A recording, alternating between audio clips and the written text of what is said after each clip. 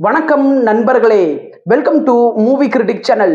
இன்னைக்கு நம்ம பார்க்க போற படம் 2026ல வெளிவந்த கஃபீர் ஜெர்பங் சுக்மா, ஒரு இந்தோனேஷிய சூப்பர் நேச்சுரல் ஹாரர் படமா வந்த இந்த படம் பழைய குடும்ப ரகசியம், பிளாக் மேஜிக், பயங்கரமான சடங்குகள் இதையெல்லாம் மையமா வச்சுதான் உருவாக்கப்பட்டிருக்குது.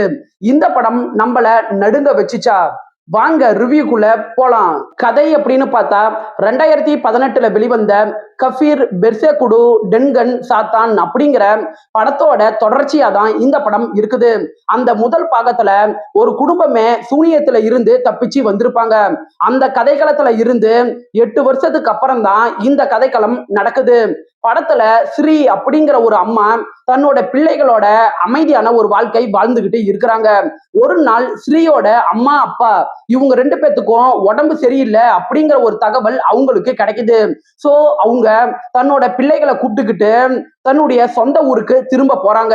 அங்க போனதுக்கு அப்புறம் இவங்களை சுத்தி விசித்திரமான சம்பவங்கள் தொடர்ந்து நடைபெற ஆரம்பிக்குது. இரவு வந்தா போதும் மர்மமான சடங்குகள், பழைய குடும்ப ரகசியங்கள், பிளாக் மேஜிக் அப்படின்ட்டுன்னு இந்த குடும்பம் அடுத்தடுத்து தாக்குதலுக்கு உள்ளாக்கப்படுது.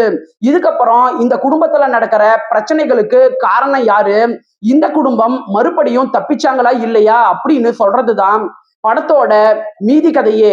பாசிட்டிவ் அப்படின்னு பார்த்தா இந்த படத்துல பெரிய அளவுல நல்லா ஒர்க் ஆனது படத்தோட டார்க் அட்மாஸ்பியர் மற்றும் சினிமோட்டோகிராஃபி தான். படம் பார்க்கும்போது ஆடியன்ஸுக்கு பயம், பதற்றம் இது ரெண்டுமே இந்த படம் மூலமா நல்லாவே கடத்தப்படுது. படத்துல நடிச்ச நடிகர்கள் பர்ஃபார்மன்ஸ் வைஸா நல்லாவே நடிச்சிருக்கிறாங்க.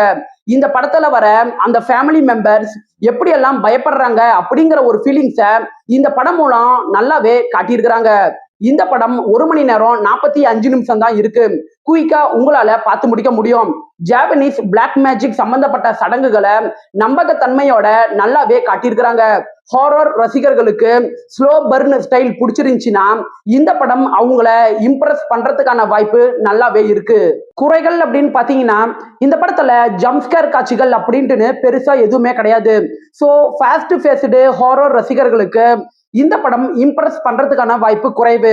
இந்த படத்தோட மிடில் ஆஃப் த போர்ஷன் மட்டும் ஸ்லோ டவுன் ஆகி அதுக்கப்புறம் பிக்கப் எடுக்கிற மாதிரி இருக்கும். படத்தோட கிளைமேக்ஸ் காட்சிகளுக்கு இன்னுமே முக்கியத்துவங்கள் கொஞ்சம் கொடுத்திருக்கலாம்.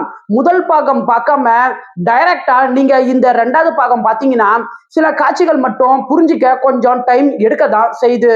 ஓவராலா கஃபீர் ஜெர்பங் சுக்மா டார்க் அட்மாஸ்பியரை மட்டும் நம்பி மூவ் ஆகுற ஒரு சூப்பர் நேச்சுரல் ஹாரர் படம். உங்களுக்கு gore, black magic, psychological horror இந்த மாதிரியான படங்கள் பிடிக்கும்னா இந்த படம் உங்களை இம்ப்ரெஸ் பண்றதுக்கான வாய்ப்பு இருக்கு. இந்த படம் ஃபேமிலி வாட்சபிள் கிடையாது. 10க்கு 6.6 ரேட்டிங் கொடுக்கலாம். விருப்பப்படுறவங்க பாருங்க.